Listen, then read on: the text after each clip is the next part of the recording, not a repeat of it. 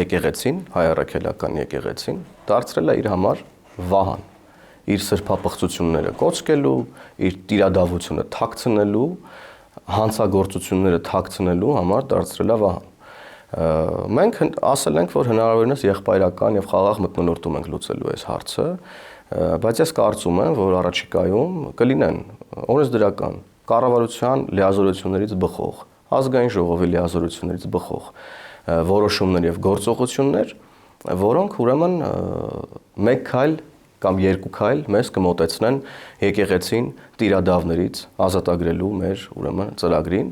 եւ վարչապետը դուք տեսնում եք ինչ էներգիա եւ ժամանակ է տրամադրում այս ամեն ինչին, որովհետեւ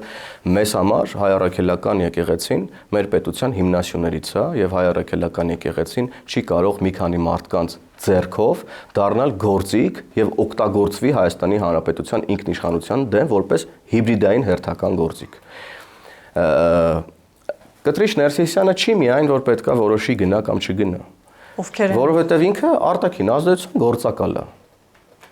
Հիմա մեր քաղաքացիների մոտ կարող է հարց առաջանա, դե որ արտաքին ազդեցության գործակալա գնացեք եւ բռնեք։ Այո, ԱԱԾ-ն ինչի՞ չի գնա։ Գնացեք եւ բռնեք, ես մեր քաղաքացիներին պետք է ասեմ, որ համապատասխան իրավական գործընթացներ ազգային անվտանգության ծառայությունում տեղի ունենում են։